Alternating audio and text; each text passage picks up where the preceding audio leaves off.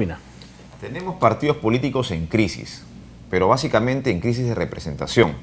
En representación porque han perdido un correlato con una base social primero.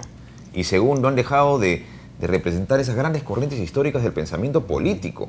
Entonces, ¿qué ocurre? Los partidos se vuelven entre sí mismos tránsfugas en sus propuestas, ¿no? Entonces, esto evidentemente hace que los partidos estén a flote frente a la realidad social.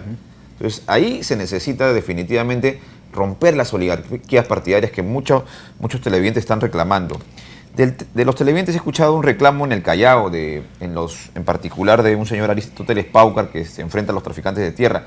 Hay muchos casos en el Callao, por ejemplo, yo quiero señalar así brevemente uno. Hay los agricultores de la zona de Montenegro, en el Callao, que sus propiedades han sido tituladas por el Ministerio de Transporte. Los han dejado a un lado como si no existieran. Es una cosa increíble. Sí, doctor Gilemeister. Sí, hablando de agricultores, yo quiero mencionar en esta oportunidad, hoy, por lo menos hoy se supone que se empezaba a discutir en la Comisión Agraria del Parlamento el proyecto de ley, ojo con lo que voy a decir, el proyecto del dictamen que propone la ley que limita la extensión de la propiedad de las tierras con aptitud agrícola y crea impuestos a su extensión. Ojo, por ejemplo, el primer artículo propuesto habla de un límite de 10.000 hectáreas en tierras bajo riego ubicadas en la costa, o sea, poner límites en la costa, en la sierra, en la selva, etcétera, ¿no? Es muy interesante esto, y además crea un impuesto territorial, dependiendo del número de hectáreas, de acuerdo a UITs. Incluso dice, cosa que es un error tremendo inconstitucional, que el Poder Ejecutivo, mediante decreto supremo, determinará las condiciones específicas de este tributo, cuando tiene que ser por ley, de acuerdo al principio de legalidad. Y una última cosita, se dice además que las personas naturales o jurídicas que a la fecha de vigencia ya tienen esta extensión de tierras, pues ya no podrán adquirir más. Entonces, ojo señores, estamos ante una especie de nueva reforma agraria. Correcto. Pero eso no va a ser aprobado, perdóname, doctor. Sí, vamos a ver. Hay intereses fortísimos ahí, ¿no? Es un tema que puede desarrollarse en los siguientes días. Doctor Héctor Vargas Aya, usted ha escuchado al público televidente, los ciudadanos que han ingresado, su visión panorámica. Siguiendo con la secuencia del tema de los partidos, dos personas se han referido. Una de ellas dijo, por ejemplo, que el partido aprista es el único partido más o menos organizado. Yo creo que es más menos que más, ¿no? Ha dejado de ser un partido político. Un partido organizado no puede pues llegar al extremo de no poder formar siquiera una bancada en el Parlamento. 4 jinetes del apocalipsis que están en el Congreso. Bueno, eso no pertenece, no puede decir jamás representativo de un partido. Pero también están diciendo que muchos del mismo partido han castigado a sus candidatos. Hay esa opinión, esa versión. Bueno, justamente ahí está el detalle, como decía Cantinflas. Doctor, de repente un partido organizado no castiga a nadie, precisamente porque no tiene nada que castigar, cuando un partido está muy bien hecho.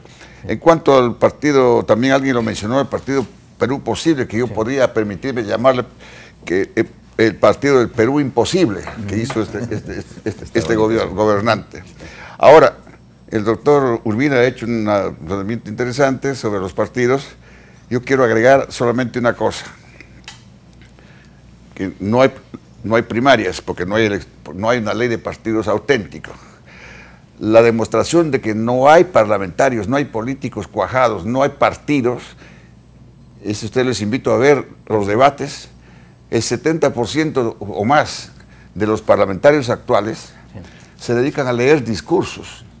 En un parlamento auténtico, el parlamentario auténtico no lee discursos. Sobre todo discursos que no son hechos por ellos mismos. Kenji es el primero que lee, ¿no? Kenji es el primero que lee. Son discursos que les hace la empresa, el CONFIEP, la sociedad de industria, los técnicos de las empresas privadas, y ellos van a leer, y como no conocen el tema, hasta leen mal.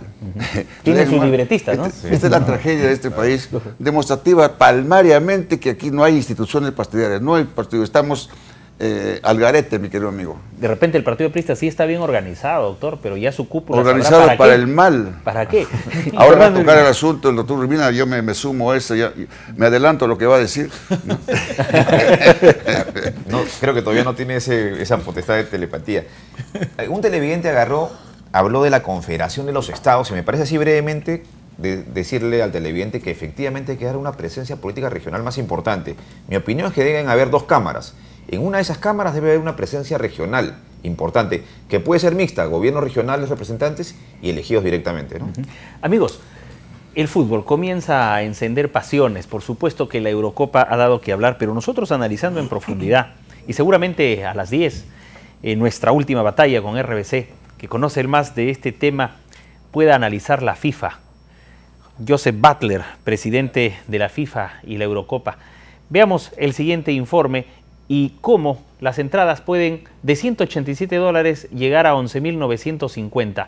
Como alguna vez lo dijo el fundador de Habla el Pueblo, ya en semanas anteriores y en otras oportunidades, el set de televisión se ha trasladado a la cancha de fútbol. Todo ya se ha mediatizado a tal punto que incluso se ha perdido la esencia misma de este deporte rey. Veamos a continuación algo que presentó Telesur.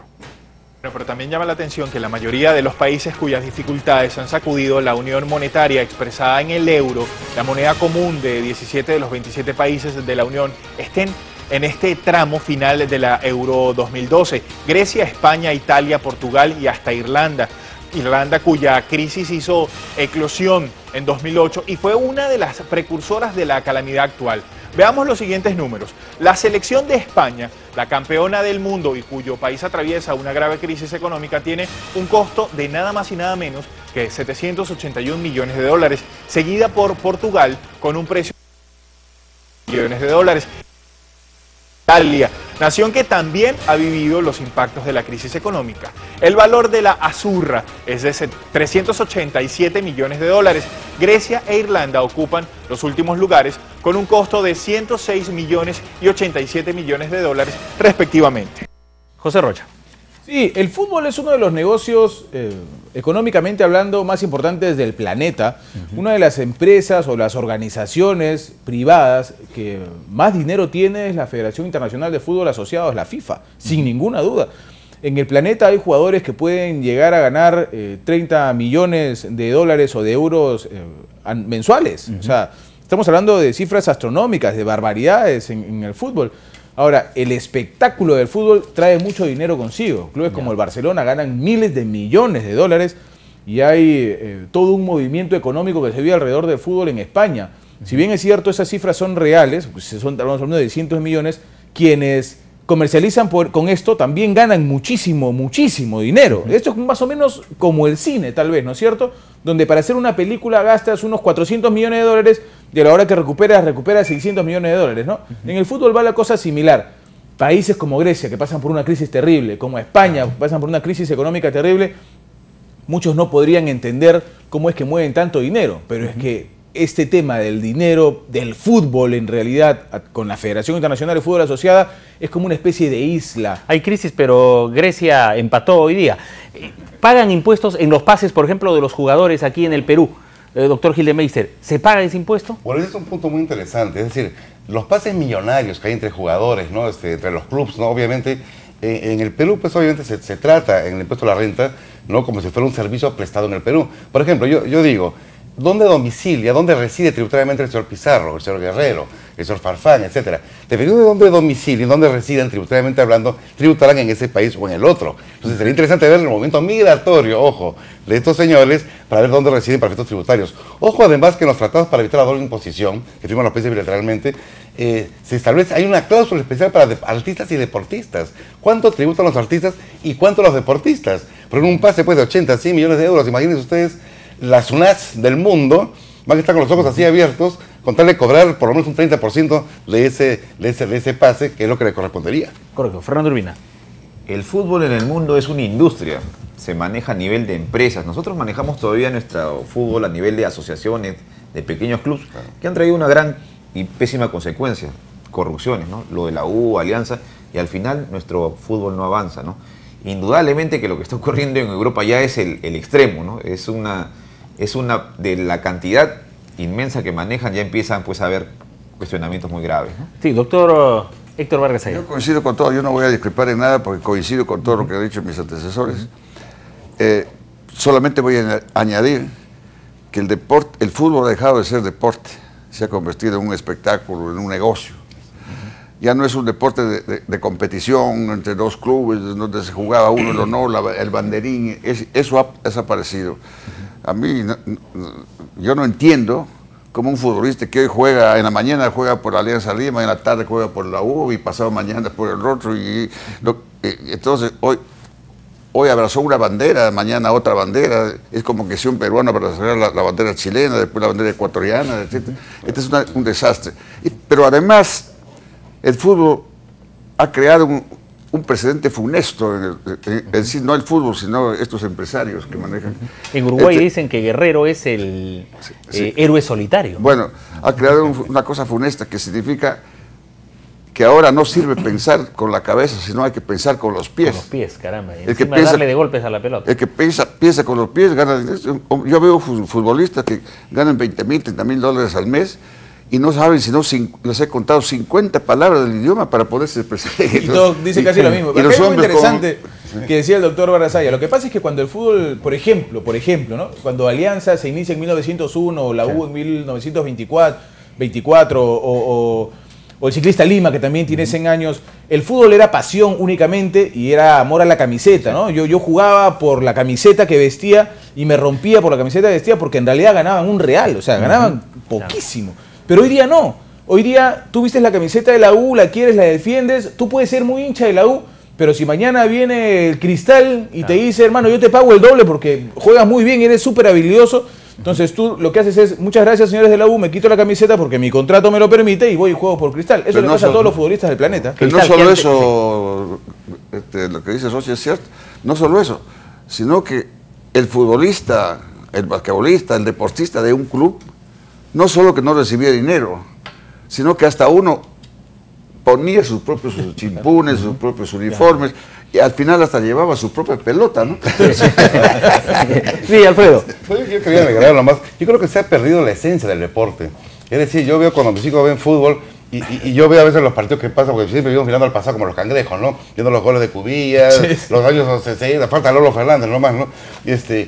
No puede ser. Mi hijo me dice, papá, pero ahí Cubillas jugaba con las medias bajas, se sudaba la camiseta, ahora es camiseta acrílica para el sudor, depende si hay sol, si hay nublado, si hay lluvia, canilleras, etcétera. Oye, los jugadores pasan con unos blindados, ¿no? Y se cuidan, entonces... Muy delicados. ¿Cómo les explicas tú? Oye, el fútbol es de hombres y se golpean. Entonces, a la hora que hay esta tira de lesionados, a mí como hincha me da pena, ¿verdad?, por mi país, ver lo que va a pasar este domingo. No hay que ser brujo, obviamente, el fútbol es técnica. Entonces, falta hombría, falta garra. Bueno, hay fútbol de damas también ahora. Añado algo. Por estas cosas que tú señalas, se parecen a modelos de pasarela. Ahora el fútbol ¿cuánto ha influido los medios en eso, no? ¿Cuánto los medios han hecho que ellos sean actores?